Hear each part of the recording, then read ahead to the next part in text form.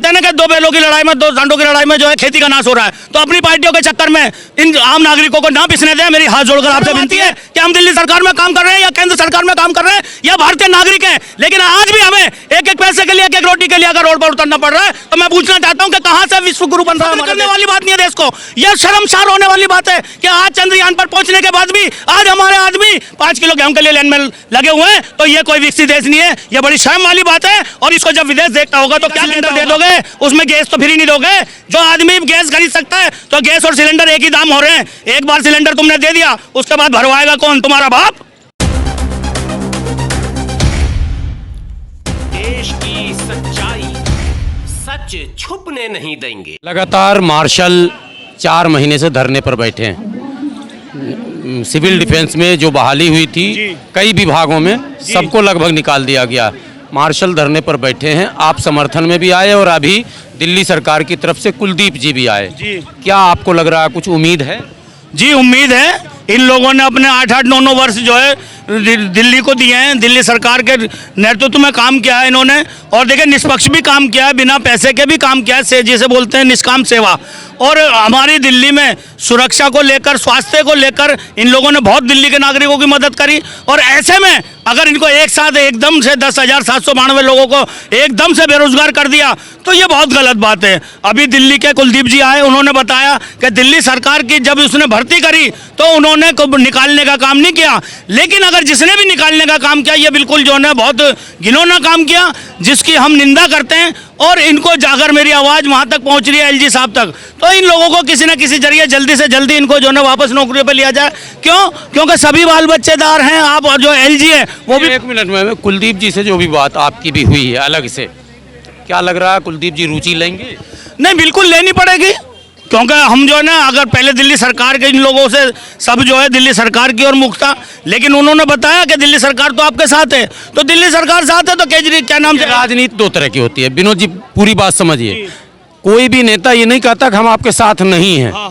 ठीक है, उन्होंने कहा कि दिल्ली सरकार के अधीन जो काम है कागजी, क्या उसको पूरा करवाएंगे मिलजुल? जी बिल्कुल, अभी आश्वासन दिया और इन्होंने कहा कि हमारी तरफ से जो भी प्रस्ताव संसद में पास होगा हम अपने हिसाब से आपका प्रस्ताव पास करेंगे और पास कर और आपकी फाइल को एलजी साहब तक पहुंचाएंगे। और आगे एलजी साहब को देखना है कि इनके साथ क्या करना है, क्योंकि ये 10,792 आदमी नहीं, ये आपके जो ना हजारों की संख्या के अंदर लोग हैं। और इनका परिवार लेकर इनके जो समर्थक हैं, जो इनके साथी हैं, जो इनके पड़ोसी हैं, जो इनके रिश्तेदार हैं, वो सब समर्थक हैं। अगर आप लोग इन लोगों की नौकरी पर बहाली कर देते हैं, इन लोगों को वापस अपनी ड्यूटी पर ले लेते हैं, तो एक बहुत बड़ा कीर्तिमान स्थापित करेंगे आप, चाहे वो एलजी की तरफ से हो चाहे दिल्ली की सरकार की तरफ से हो। क्यों? क्योंकि हमें नौकरी से निकाला गया, हमें नौकरी चाहिए, जरिया कोई भी हो। एक चीज मैं पूछूं, आप एक साधारण जनता बन जाइए अभी आप जी, एक आम दिल्ली के नागरिक। जी मैं दिल्ली का नागरिक, ठीक है, आम नागरिक मान लीजिए, आप कोई लड़ाई नहीं लड़ रहे हैं, क्या वाकई अगर दिल्ली सरकार इतनी ईमानदार है और चाहती है काम करना, तो जैसे आज कुलदीप जी आए तो बात आगे फिर बढ़ेगी, फिर आएंगे या हो गया? नहीं, बिल्कुल आएंगे। और इस धरने को बखूबी बड़े लीगल तरीके से चलाया जा रहा है। और यहाँ पर कुलदीप जी नहीं, यहाँ मंत्री साहब को भी आना होगा।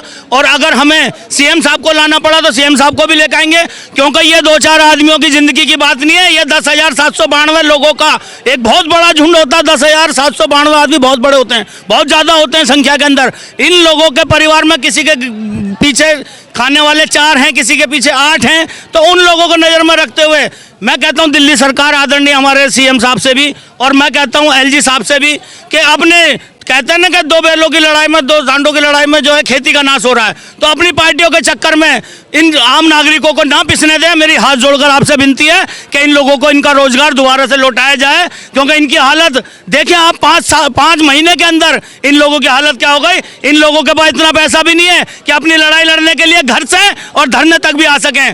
तो हमें शर्म आती है कि हम दिल्ली सरकार में काम कर रहे हैं या केंद्र सरकार में काम कर रहे हैं या भारतीय नागरिक हैं, लेकिन आज भी हमें एक एक पैसे के लिए, एक एक रोटी के लिए अगर रोड पर उतरना पड़ रहा है तो मैं पूछना चाहता हूं कि कहां से विश्व गुरु बन रहा है हमारा देश, कहां से विकसित हो रहा है हमारा देश, कहां है विकास, जहां पर 80% लोग आज भी 5 किलो गेहूं के लिए लाइन पर लगे रहते हैं। तो कहां से विकास हो रहा है? और इसको टीवी पर रोज दिखाया जाता है वो क्या 80 करोड़ 80 करोड़ लोग जो है ना उसको जो हमारा जो है ना नाज ले रहे हैं, तो बड़े फख्र से हमारा प्रधानमंत्री कहता है। ये फख्र करने वाली बात नहीं है देश को, ये शर्मसार होने वाली बात है कि आज चंद्रयान पर पहुंचने के बाद भी आज हमारे आदमी 5 किलो गेहूं के लिए लाइन में लगे हुए हैं। तो ये कोई विकसित देश नहीं है, ये बड़ी शर्म वाली बात है। और इसको जब विदेश देखता होगा तो क्या कहता होगा कि आज भी जो है भारत के अंदर 80% व्यक्ति सिर्फ फ्री के नाच के लिए बेचारा लाइन में लगा रहता है। और आप इसको चांद पर पहुंच गए एकदम। बड़े फक्र से दिखाते हैं टीवी पे कि 80 करोड़ लोगों को